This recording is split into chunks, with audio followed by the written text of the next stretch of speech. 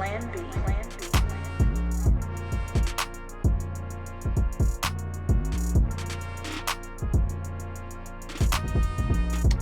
the words of Jason Tatum, we did it. We did it! We beat the team up north 27-9, and it was a glorious occasion. This is the BTA podcast today. Chip, Pootie Tang pod. And it's just a great feeling. I mean, Phil, you're up, man. What's are you feeling? What's going on? You know, what words do you have? I feel like for intro we should have just like the sound of like trumpets in the background for the whole pod. Just celebratory, man. It feels good. It honestly, during the fourth quarter, and again, I felt more relief. I just was like, I couldn't really celebrate in the fourth quarter. I was watching, with a group of Buckeye fans. People were already beginning the fourth quarter, like planning how they should celebrate at midfield, what they want to like. Okay, I want one more deep touchdown pass, one more long run, one more pick six. I'm like, hey, I just want to win this game. I just want to I want to see zeros on the clock. But now that the game is over, it's felt fun. It's felt exciting and joyous. But yeah, during the game, even at the end when Michigan wasn't doing nothing, I still was like, just let it be over, man. Just let it be over. So there was what was in you that made you think that they could possibly come back? Was it just like if there was like a scoop and score, or it's 5 years of trauma? Okay, that's fair. That's fair. There's nothing that they showed in that game said they should be able to do anything. But I mean, that's like using logic. That's using what we've seen from this team, which suggests they can't do this. But we know from last year that what we saw from that team said they shouldn't be able to beat us at all, and they did. So I was just like, I'm not going to feel relieved until it's over. I couldn't celebrate too early just because you never know. But yeah, it was a dominant performance.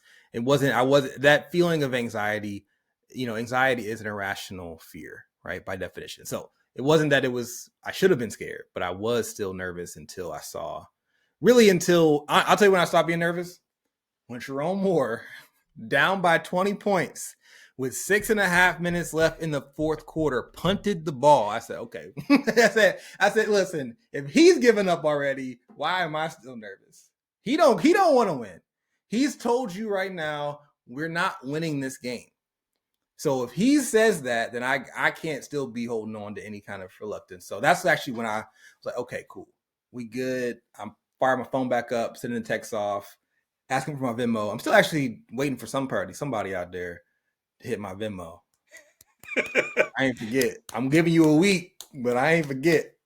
Well, so that speaking of that possession there they punted, I was like, yeah, they're definitely going for this. I mean, they're down by this, and they're like, oh, okay, we'll take the ball back. I mean, I thought he had no confidence that they were going to convert that fourth down, and when they didn't convert that, then that meant that Ohio State was going to more than likely score again, because I do see Ryan Day sending out the team to run down the clock and then score. And yeah, man. Okay, so let's just talk about moments. Let's talk about some of the things, the moments that stick out for us in this game. The very beginning of the game, a little bit of angst. I don't know what level and degree you were at, but that first offensive play by Michigan, where Marshall runs for like 40-something yards, they only got 3 out of that. The interception. Once when I saw that, I was like, "You got to be kidding me!" I'm like, "There's something happening. There's something that happens when we play Michigan that makes these types of things happen." Because I'm like, that didn't happen all year. Not that Julian Satin hadn't thrown an interception. It was just the fact that it just happened to happen in the first drive of this game. That gave them momentum. Only got 3 out of it. Hey man, I will take it. After that, it was all Ohio State. Yeah, they. I wasn't actually very.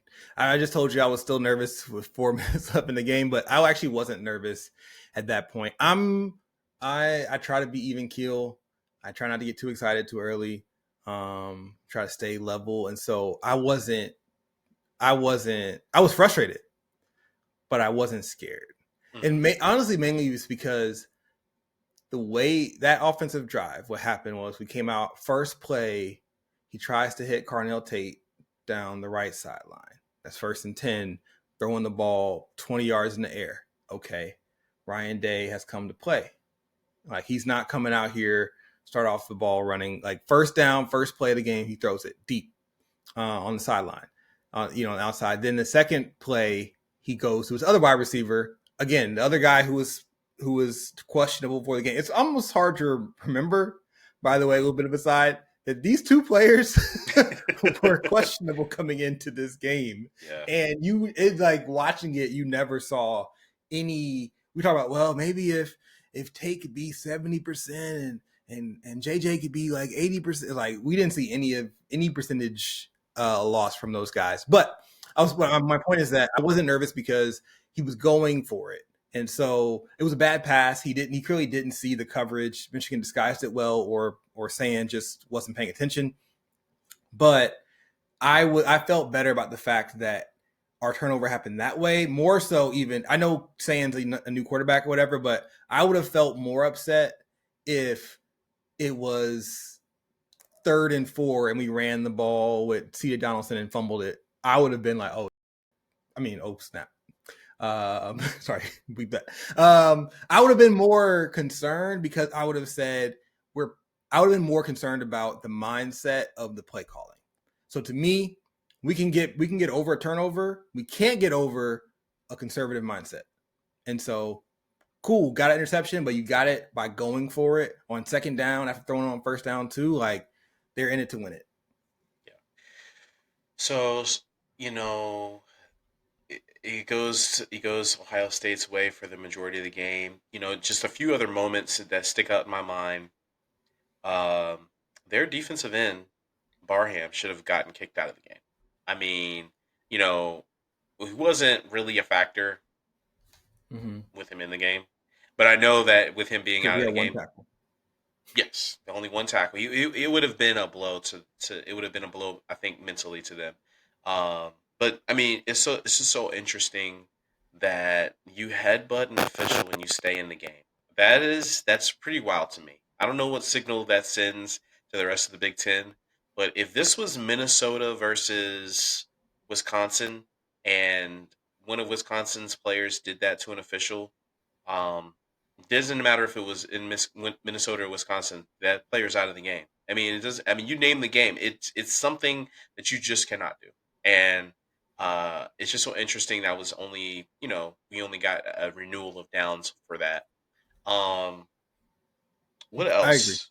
Yeah, yeah, I agree. That was a tough. I just feel like they didn't want to kick a player out so early in the game, and I think that's the kind of thing that home field matters. Like I don't think home field matters for every play, every call, but that's the kind of call that's a judgment call that you have the discretion, right? You can call the penalty and still not throw them out, but you got to throw them out in front of 112,000 people who are still very hyped, still believe yeah, they can win, right? yeah, Like that's a lot of pressure on that guy to say that. So, I mean, in that sense, I can understand why you would cower away from kicking him out and having to hear boos and getting death threats and all that stuff. Like that's real. Like that's you're a human, so I get it. But yeah, objectively, it, there's really I was telling you on the phone. There's really if that's not an ejection, then nothing is an injection. If you can hit that but the ref, right.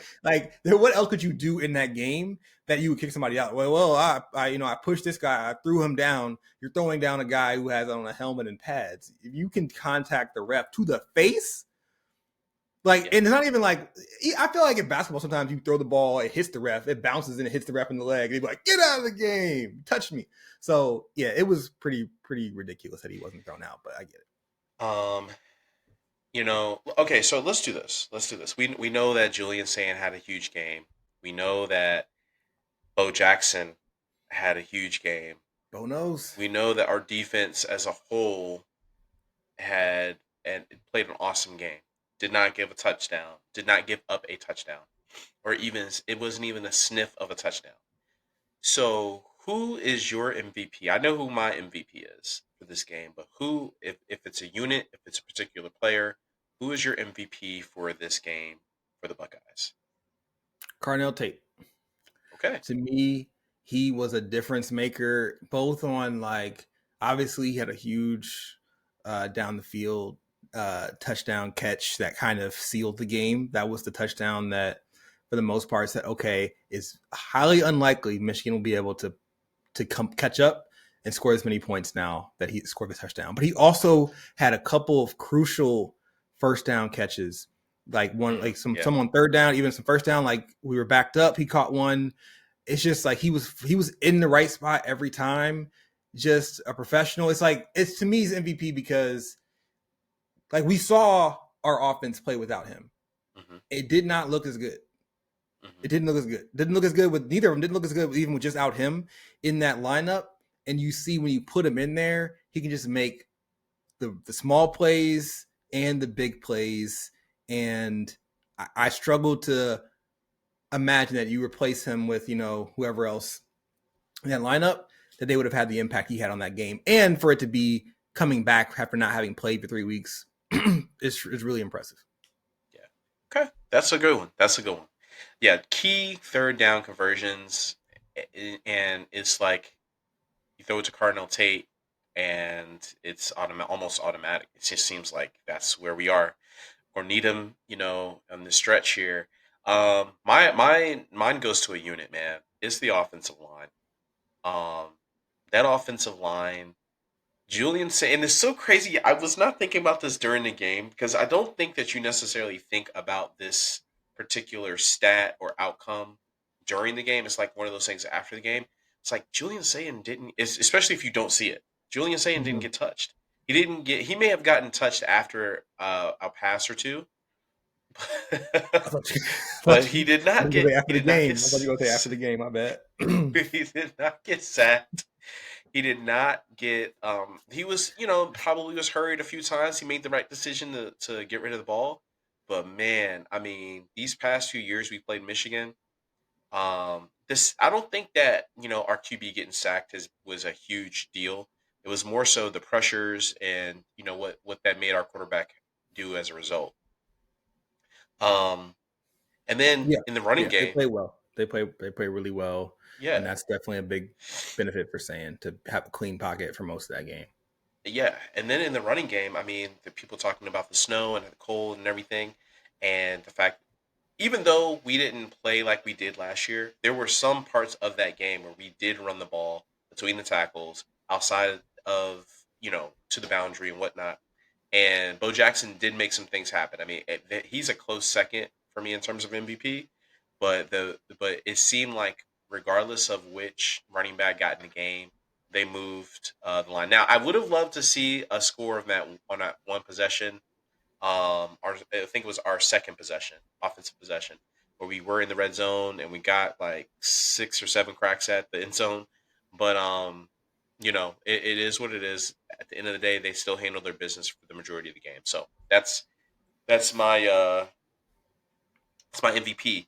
And then just I don't know about you, man. The lasting image to me that sticks out in this game as far as a moment is when the Fox broadcast has a cameraman go behind the Michigan players who are protecting the M on the field, and then as they look at the Ohio State players celebrating in the stands of their own stadium. You know what it reminded me of? It reminded me of the Army Navy game when the loser they go and they do uh their alma mater. They sing that first, and then they run to the other side of the stadium, and then they sing the winning teams, and the losing team is behind them. It just reminded me of that so much, bro. Not saying that that's going to be something that is going to be implemented in the rivalry, but it was just theater. I mean, it is theater. That is going to be so many Ohio State fans banner like on social media. I'm gonna put it. Oh, it might That's be a the great thumbnail. photo. It's a Yeah, it might great be. photo. It's gonna be the thumbnail for the episode, man. It was awesome, and yeah, I just loved. I loved that, especially knowing that the first time that they won, that the team up north won this streak, their little 4 game streak. It was this. It was on a similar day, like on November 29th, man. So snowy, overcast, and you know, so I'm happy for Ryan Day. Happy that he got his win, man. Same. Yeah, great image. Very. It is. It's fun to be able to basically throw all the same jokes that Michigan fans have for us right back at them, whether it's naming the score to anything they have to say, or even just like the idea of like, oh, they should have protected, the logo like they protected the end zone. It's like Yeah. don't have this fight now. And it's like I hated that. I hated hearing that last year, but this year it has a nice ring to it. And So just a quick question, man. Just a quick question. What you think about Gus? Gus Johnson. yeah, I feel like it's not been Gus's best season um, overall. I, but I had more of a problem in this game with Joel than I did with Gus, Really? mainly because of that touchdown call for Jeremiah Jeremiah Smith. Smith that he just refused to never come back from a commercial break talking about. All right, well, we got 3rd down and 4 right here. You don't forget there were 4 steps that Jeremiah took on that touchdown, one of them out of bounds. I'm like, bro, shut up. Like every time he just kept calling it controversial. He kept calling it, like a questionable score. Ohio State is lucky to, and they really caught a break there with that. It's like, bro, it's just so funny because I think that analysts, I don't really care about bias in how people call games because it doesn't matter. They don't get to impact the actual score or whatever happens, right? But they do get to impact the narrative afterwards. And you see how many people are online talking about that play was because Joel decided to make that a big deal. Like he single-handedly, Gus was not doing that.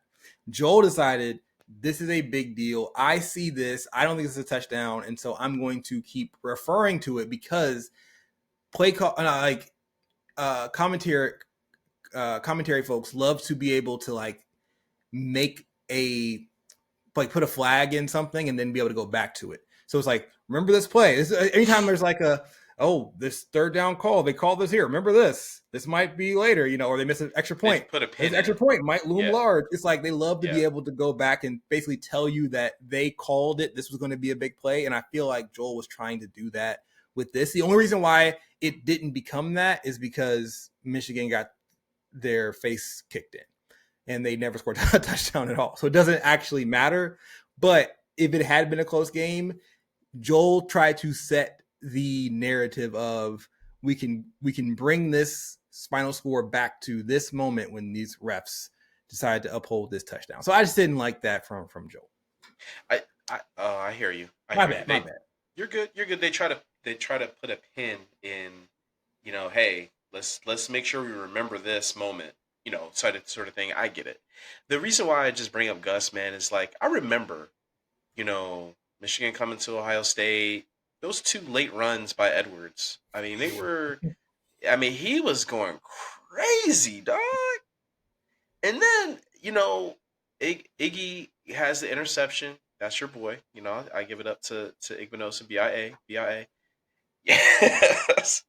He gets an interception. And I'm thinking to myself, like, Gus is going to lose his stuff. No, he's an interception by Ohio State. Igbenos. And I'm like, dog, come on, man. Like, it's just to me, I just thought that the same way that Michigan broke their streak, and he was hyped even in that game when they won, and it wasn't close, you know. Yeah.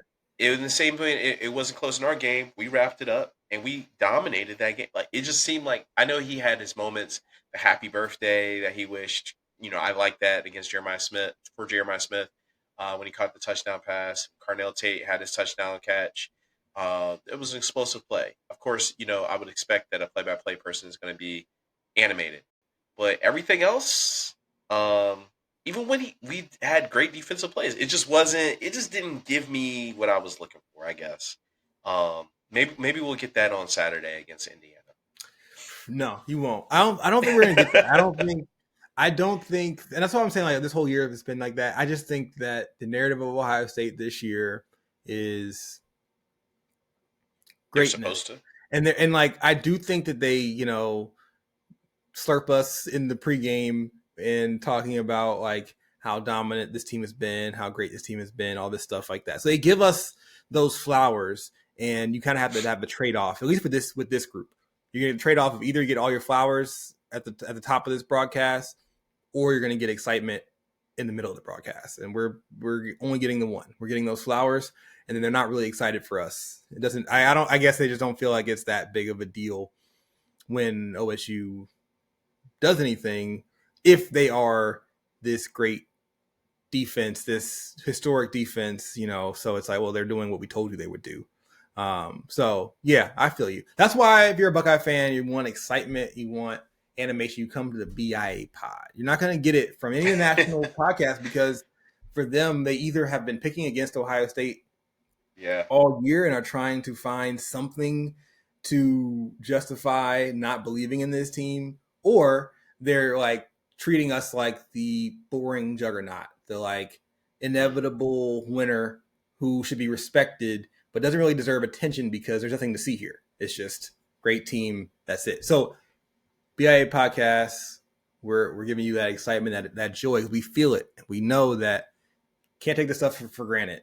We are a great team, a great program, but we're not always this great, So, and even so, great teams still stumble, and this team has not stumbled. And so yeah. Well, the team up north fans have been humbled. Finally, the team itself has been humbled. Yeah. Finally, Yeah, and they're doing that. and it'll be interesting to see how things unfold um, in the next 360 some odd days. Real quick question for you. Underwood, after this, like, season's over, they're done, they're cooked. They'll have a bowl game, it'll be on TNT. What do you rate his like what do you think about prospects moving forward? Obviously, he's only a freshman. He could move along. He could leave the program as they're crumbling. But if he does stay, do you feel like you saw something in this game or in this season that says this guy is going to be a problem? Or are you less worried about him moving into his sophomore year than you were when he was coming in as the number one recruit in the country, and people were calling him maybe the best prospect, QB prospect in the last like 20 years? How are you feeling going into year two? We'll have a I chance mean, to talk about it in the offseason, but it's like gut reaction, end yeah, of the game, Underwood. I was.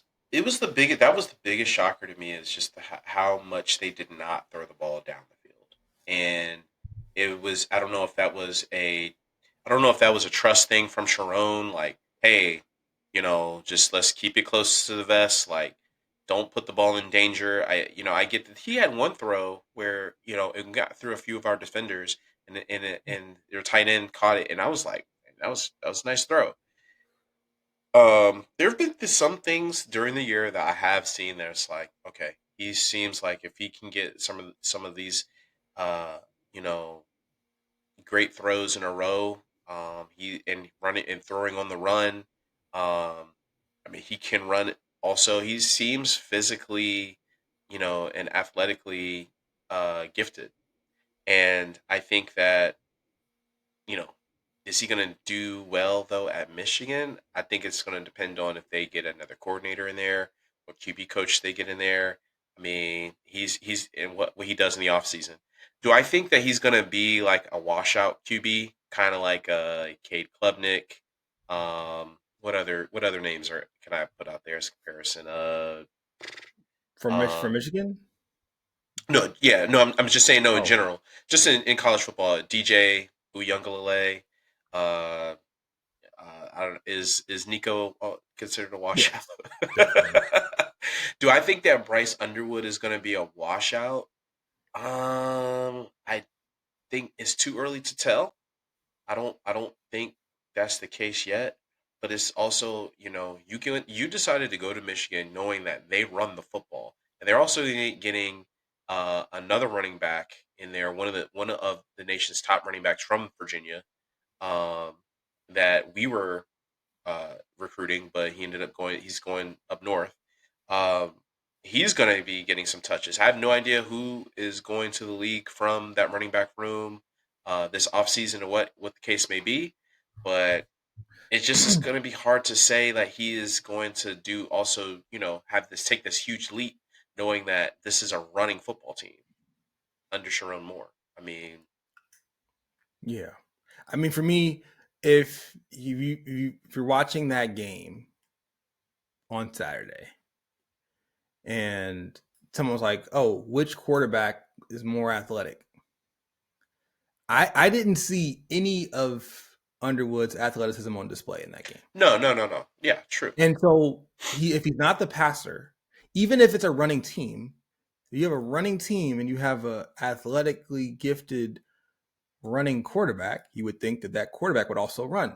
Like I would think that it would be sort of like Sellers at South Carolina or something like that, or even I think Green in Arkansas, where you have guys who are like really great athletes who they maybe get you like 65 yards rushing at least in a game, and they may struggle to throw the ball. Maybe they don't throw a lot; they're running it with the running back, but it's like he didn't impact the game either way. So Mm-mm. I don't understand that. To me, he should be at peak running quarterback ability by the end of his freshman year. Like he shouldn't, you know what I'm saying? Like that should be the thing Mm-hmm. that's already there. And then you have to develop him as a passer. But if he's not developed as a passer where you don't trust him to throw the ball on third down, then and he's not running it, then what's the point? Like you could Yeah. put anybody in there. You could put Orchie back in there. Like you might as well put Orchie back in there because Nah, don't. Orchie, I feel like Orchie would have got off a little more on the run, dog. Orchie was would have got a few more rushing yards because in those games when they weren't passing the ball, he was impacting the game with his legs, and I'm very surprised that he didn't do either in that game. So I'm less worried about him now than I was coming in. Doesn't mean that I think he's going to be bad, but in terms of like the a fear from an opposing fan of this guy is supposed to be the next Cam Newton. Um, Obviously, Cam only had one great season, so maybe he'll have that one great Wow. season. He had more than one great season in college. No, no, no, no. I'm saying that you're right. I'm saying you're right. I'm saying he is like considered one of the. I'm to me personally, he's considered one of the greatest at college football players of all time. Um, and Yeah, so based on one season. So I based on mean, one season, yes, yes, yes. I'm Based on not. one season, That was not a shot at Cam. I got Put you. tape up. No, I'm just saying that it's possible that he can still have a great season. He could still meet that expectation because he only needs 1 year to have a special whatever. But I'm just saying, I still would imagine that baby Cam Newton would at least get a few truck sticks off in the game. You know what I'm yeah, saying? Like he he's should not have Cam. been lowering his shoulder and standing over Igbinosin, right? Like that should be something we see in that game if he is who they say he was. That's He's all I not gotta Cam. say. He's not Cam. He's not the one of the best freshman running. Excuse me. Quarterbacks we've ever seen. Um, he's none of that. I'll tell you what he is. He's humbled. That's what he is. Mm-hmm. He's humbled. I mean, either way, Matt Patricia took care of all that. So Yeah. yeah. Good luck in Baton Rouge, young man. I you know I got more thin stuff on that, but let's just see how that unfolds. But in terms of whether he moves or he doesn't. Okay. All right. So we're going to take a break real quick, and then we're going to talk about the championship week. We're going to talk about the Big Ten championship, and then we're going to give our predictions for the rest of the Power Four championship games. That's coming up here next.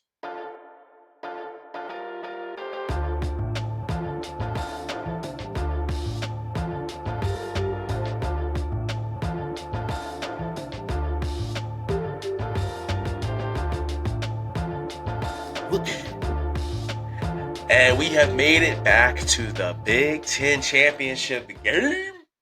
And the first time since 2020 when we defeated the Northwestern Wildcats.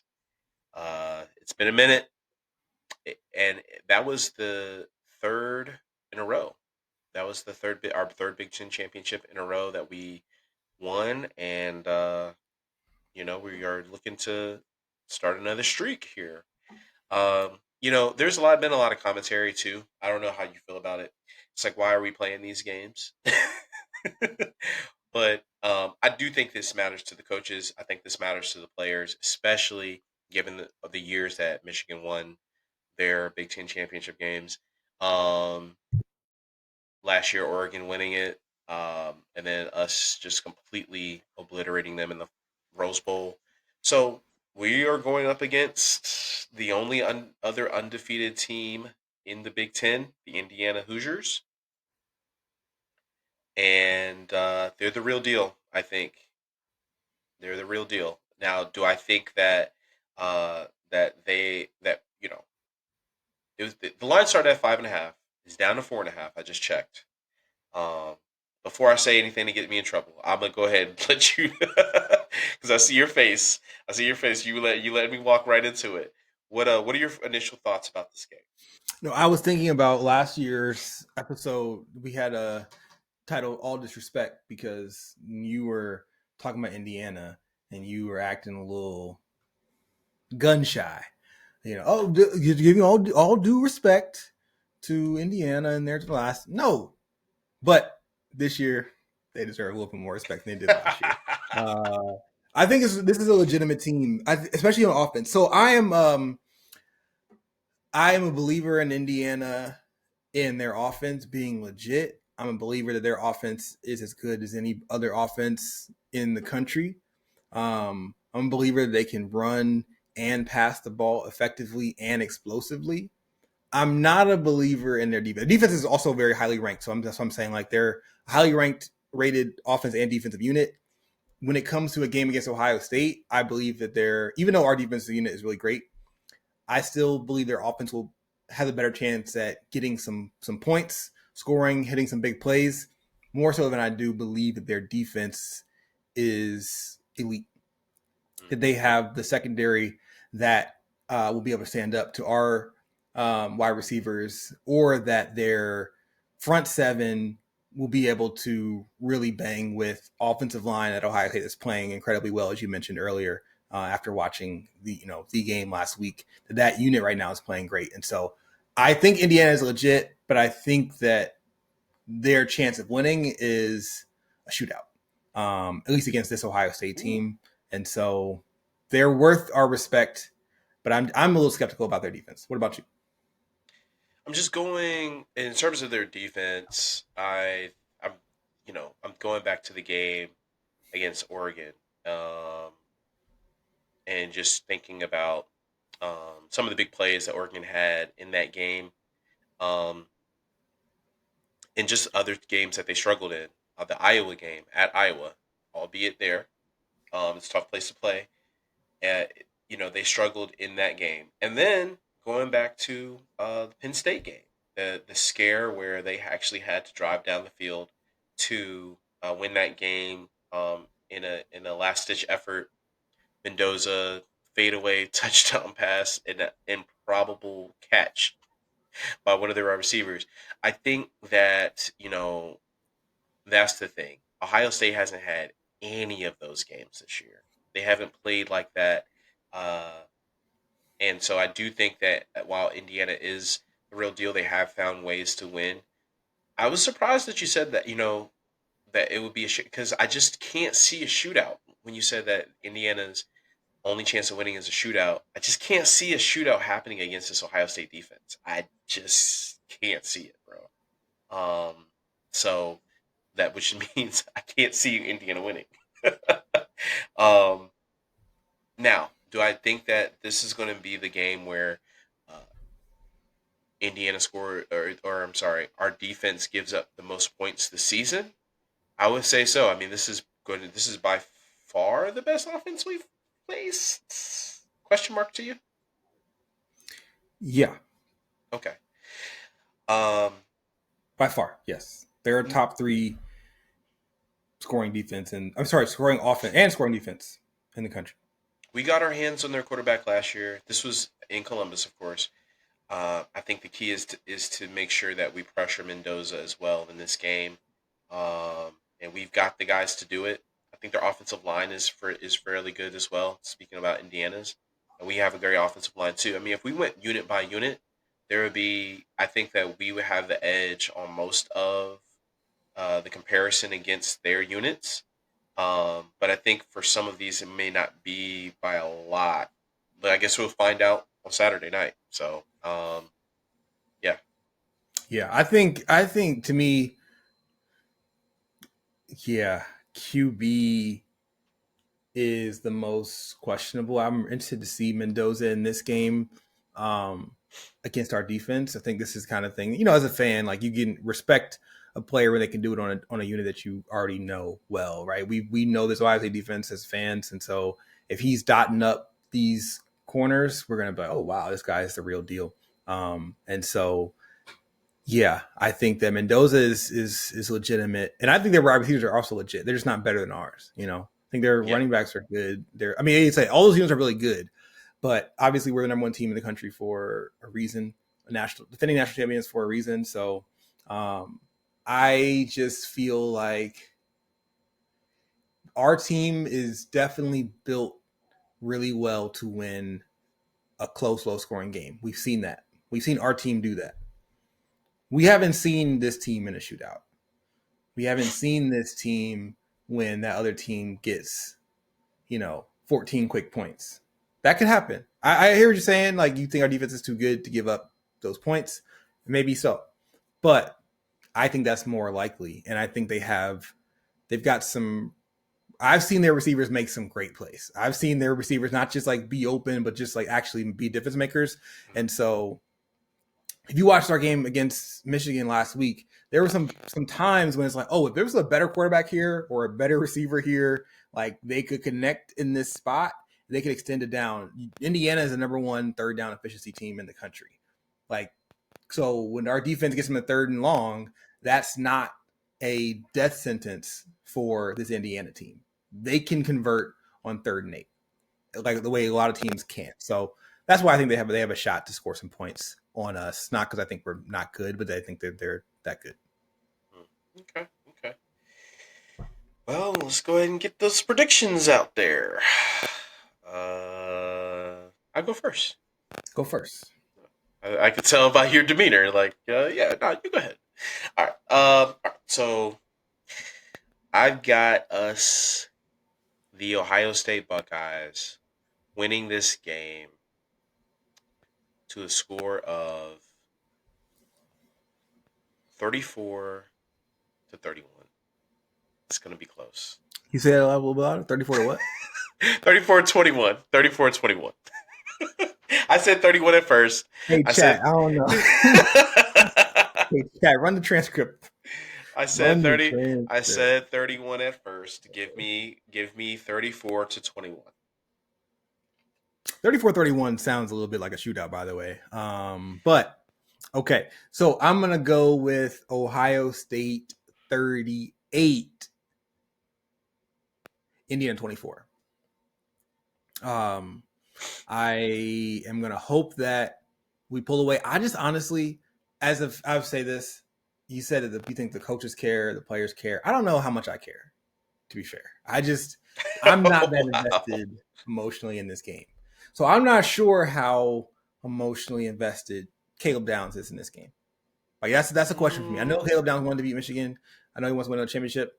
I'm not sure how much, and I'm just using him as an example of like a player that we know is locked in, a player who cares that this defense is on a historic run. Their numbers in terms of holding people to a certain amount of points, that regular season, those numbers are done. So right now we're in the postseason; those don't really carry over, and so I'm just not sure how invested they are into shutting them down in that way. Versus, we've seen Ryan Day prioritize the playoff, right? We saw him prioritize players for the Michigan game, right? What if there's somebody is questionable? Is he playing them in this game? Does he care enough about this game where this won't be treated like load management in any kind of way? Not from disrespect to Indiana, but just because it's a game that is not the playoff. and Well, their spot is secure. So that's why I don't know. That's why I'm saying I'm a little bit unsure. I still got them winning, um, but even giving up 24 points to me is because how locked in are they when there's no sort of historic season record on the line? There's no rivalry game on the line. There is a championship game on the line, but not even playoff seeding necessarily on the line.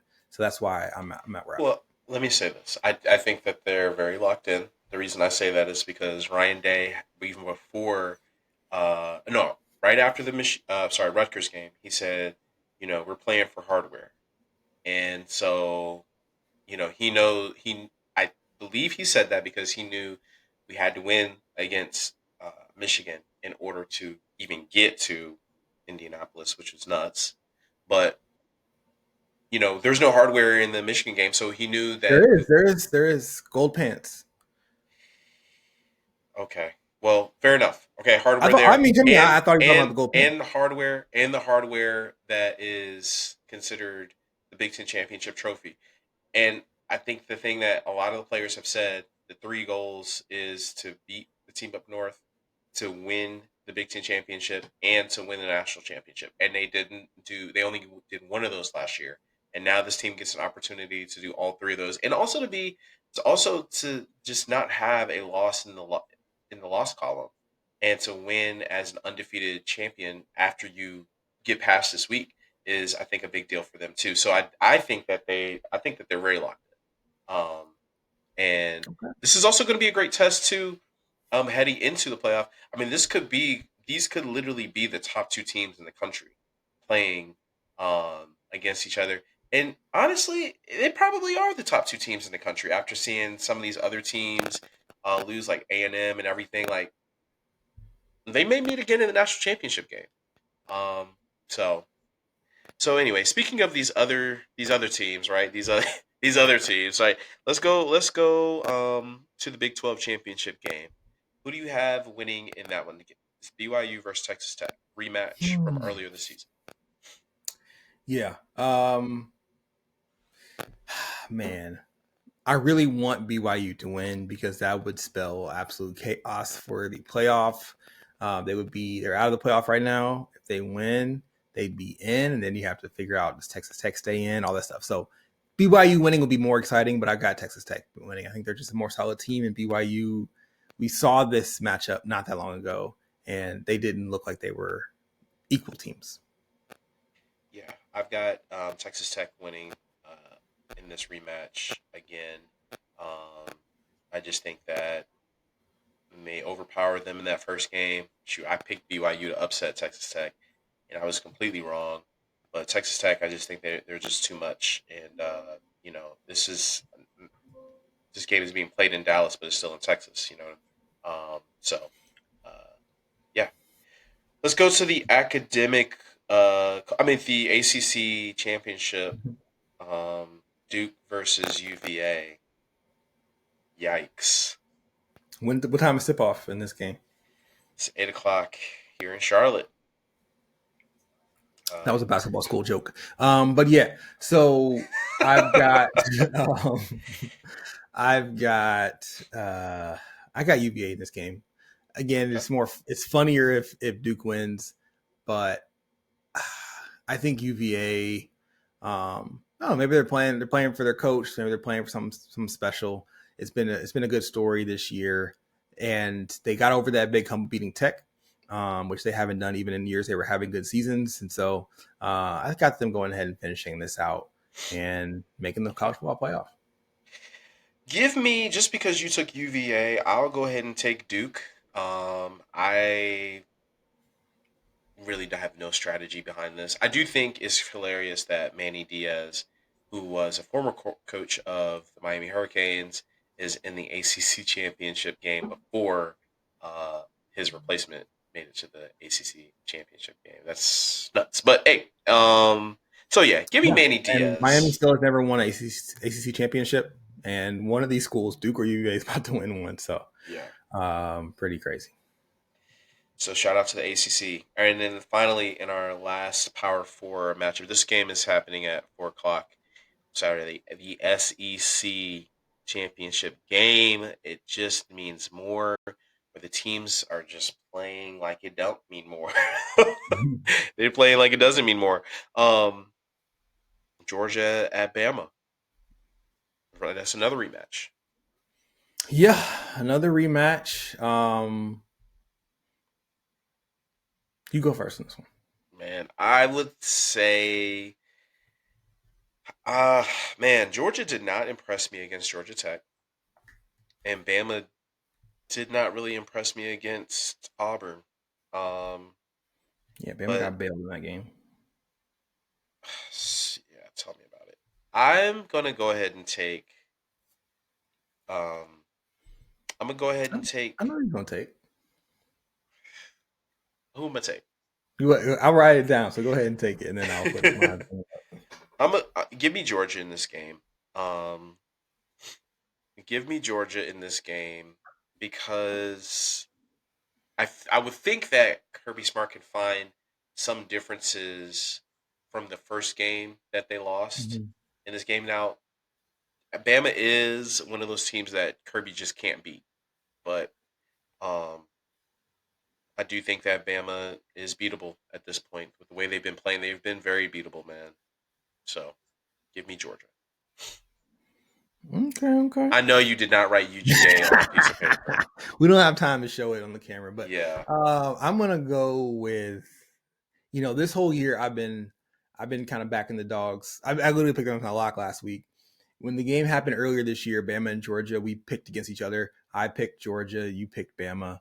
I'm gonna go with Georgia again. I just think that Bama has not been playing that great. They played a game against South Carolina. They could have lost. They had a bye week. They played game against LSU, who's terrible, and they did not win dominantly in that game. They won by 11 points. Then they played OU and they lost. Then they played a FCS team, as they are like to do in the SEC, and then they played against Auburn. In that game, I think you're watching that game too, and Auburn was like fumbling it like left and right, just making every critical mistake when it mattered the most.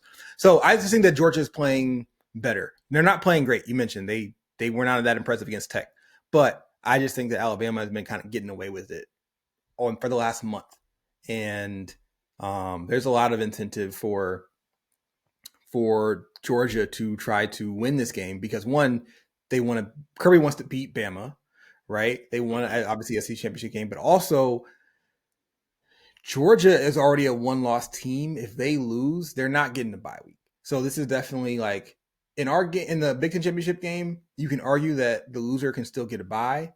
That's not the case in the SEC championship game. I think they should. I think that the loser, depending on if it's a blowout. You think loser of our game or their game?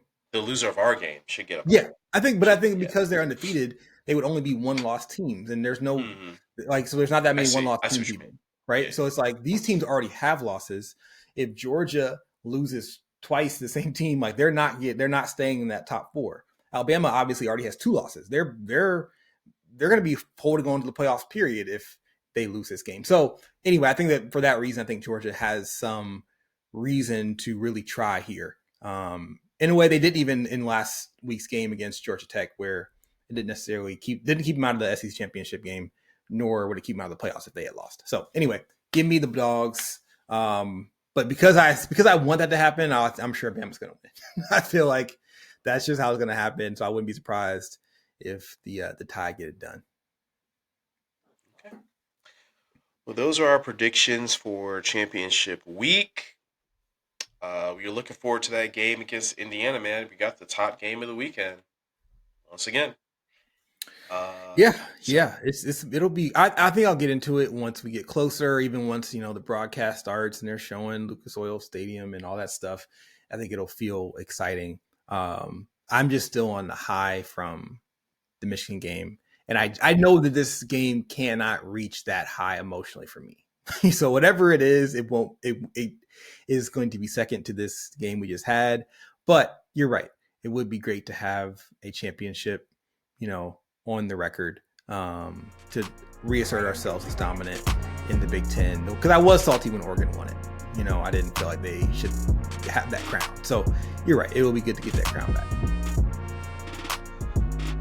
Gonna get that crown. We're gonna talk about it next week. I'm Happy Hugie. It's 27-9. Phil. OH. I.O. Go Bucks.